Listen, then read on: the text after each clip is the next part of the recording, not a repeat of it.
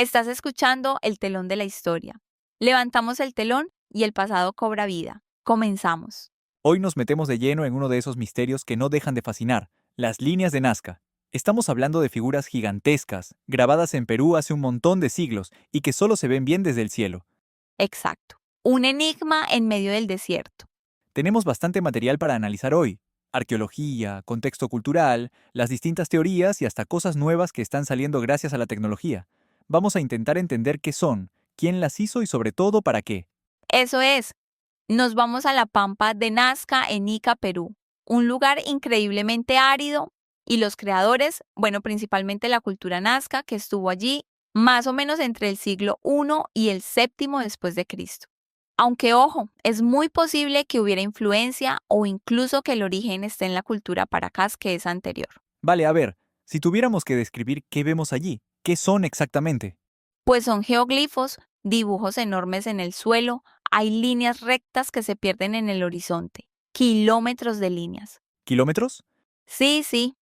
Y luego figuras geométricas, trapezoides, espirales y por supuesto las más famosas, las figuras de animales, plantas, bueno, biomorfos. El colibrí, el mono, la araña. ¿Cuántas hay documentadas así, de las grandes? Inicialmente se hablaba de unas 70. Algunas son enormes, más de 300 metros miden algunas. El cóndor, por ejemplo. ¿Y la técnica? ¿Cómo se hacían? Parece complejo. Pues mira, la técnica en sí es relativamente sencilla, lo impresionante es la escala. Básicamente quitaron la capa de piedras oscuras de la superficie del desierto y así dejaron al descubierto el suelo de debajo, que es mucho más claro como arenoso. Ese contraste es lo que forma el dibujo y gracias al clima tan seco, pues se ha conservado ciclos. Líneas rectas, perfectas de kilómetros, figuras proporcionadas. ¿Cómo lo hacían sin poder verlas desde arriba? Esa es la gran pregunta, claro. La hipótesis más aceptada que impulsó mucho María Reige, la gran estudiosa de Nazca. La dama de Nazca, ¿verdad? Esa misma, pues ella defendía que fue trabajo manual muy coordinado. Utilizarían métodos simples, estacas, cuerdas largas y conocimientos básicos de geometría y topografía. O sea, planificación a ras de suelo. Exacto, mucha planificación y mano de obra, claro. Es un testimonio brutal de su capacidad de organización. Vale, entendido el cómo, ahora el por qué, el gran misterio. Durante mucho tiempo se dijo que era un calendario astronómico gigante, ¿no? Sí, esa fue la primera gran teoría de Paul Kosok y luego de Maria Reich. Lo llamaban el libro de astronomía más grande del mundo. Suena muy poético. Inocios, la salida opuesta de ciertas estrellas o constelaciones, todo relacionado con la agricultura, claro, con saber cuándo sembrar, cuándo esperar las lluvias. Pero, ¿esa teoría sigue vigente? Bueno, ha perdido bastante peso. Digamos que funciona para algunas líneas, pero no Ajá, para la mayoría. Estudios posteriores, por ejemplo, de Gerald Hawkins, que fue quien analizó Stonehenge desde la astronomía, sí me suena.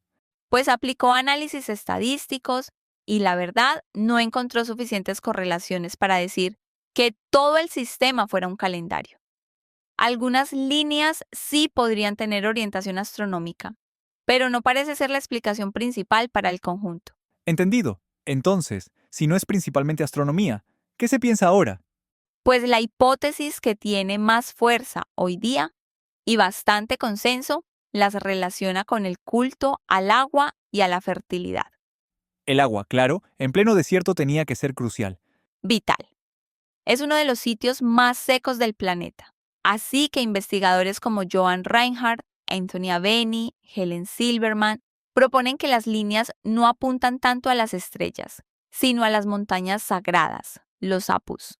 Las montañas como fuente de agua, Exacto, de allí vienen los ríos, las lluvias, o también podrían señalar fuentes de agua subterránea, los famosos puquios que los Nazca construyeron con una ingeniería increíble, o incluso que las propias líneas fueran caminos sagrados, rutas profesionales para hacer rituales pidiendo agua. Y las figuras de animales pues tendrían un simbolismo ligado a eso.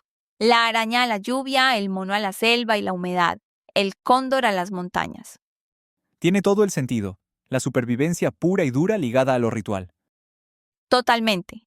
Y hay otra capa interesante, más mitológica, que propuso María Rostrovsky. ¿Otra teoría? Sí, ella decía que quizá no eran tanto para observar el cielo, ni solo para el agua, sino para ser vistas por un dios concreto, Con, ¿Con? ¿Quién era? una deidad principal de la costa, de Paracas y Nazca. Un dios creador, volador, sin huesos, asociado a la fertilidad, al viento. Según los mitos, trajo el agua y los frutos, pero también castigó a la gente convirtiendo la costa en desierto. Un dios poderoso y ambivalente. Eso es.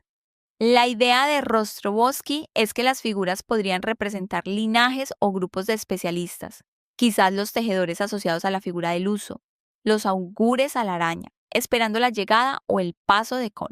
Y las líneas y los espacios abiertos, las plazas, serían para ceremonias, para danzas rituales, los taquis, en su honor. Vaya, o sea que pasamos de una interpretación cósmica a una mucho más terrenal y conectada con sus propios dioses y mitos. Justo. Y fíjate que esto no se ha quedado ahí. La tecnología sigue aportando cosas nuevas. Ah, sí. ¿Qué tipo de tecnología? Investigadores japoneses de la Universidad de Yamagata están usando inteligencia artificial, ¿IA en Nazca? ¿Cómo? entrenando a los ordenadores para que analicen miles de fotos aéreas y satelitales y detecten patrones que podrían ser geoglifos que a simple vista se nos escapan. ¿Y han encontrado algo? Algo. Han encontrado cientos de nuevos geoglifos. Cientos. Cientos. Pero eso cambia mucho las cosas. Duplica prácticamente el número de figuras conocidas. Muchas de estas nuevas son más pequeñas. A veces representan figuras humanas, llamas, y están cerca de antiguos senderos, de caminos. ¿Y qué sugiere eso? Pues sugiere que quizás no todas las figuras estaban pensadas para ser vistas desde el cielo, por los dioses o para marcar estrellas. Algunas podrían haber sido hechas para la gente que caminaba por esas rutas. ¿Como marcadores o para rituales más locales, más pequeños? Exacto. Añade una dimensión como más humana, más cotidiana al fenómeno. No solo lo monumental y divino. ¡Qué bueno! Entonces, a ver, si resumimos un poco todo esto, tenemos una obra increíble, hecha durante siglos por la cultura nazca y quizás Paracas. La técnica, retirar piedras para crear contraste. Simple, pero efectiva a gran escala. Eso es. ¿Y el propósito? Pues parece que la idea del calendario astronómico se queda corta. Ahora se piensa más en rituales complejos ligados al agua, a la fertilidad, a dioses como Con. Ajá. Esa es la línea principal actual. Y además, la IA nos está mostrando que hay mucho más de lo que veíamos y que quizás tenían usos más variados incluso para ser vistos al caminar. Exacto. Es un reflejo increíble del ingenio de esta gente, de cómo se relacionaban con un entorno tan duro y de la complejidad de su mundo simbólico. Y nos enseña que el pasado, bueno, siempre guarda sorpresas y tenemos nuevas herramientas o nuevas formas de mirar. Sin duda, es una lección sobre cómo las culturas antiguas expresaban sus creencias y dejaban huellas que nos siguen interpelando hoy. Y claro, nos deja esa pregunta en el aire, ¿no? Flotando sobre el desierto. Totalmente. Y si no hay una única respuesta, quizás fue una mezcla de todo esto. A lo mejor el propósito cambió durante los más de 1000 años que se estuvieron haciendo y usando estas líneas. Podría ser una combinación, claro. O quizá todavía hay significados o incluso figuras que no hemos entendido o descubierto. ¿Qué nos revelará la próxima tecnología, la próxima mirada? El misterio en buena parte sigue ahí. El telón cae por hoy, pero la historia nunca termina. Gracias por estar ahí. Nos escuchamos en el próximo episodio.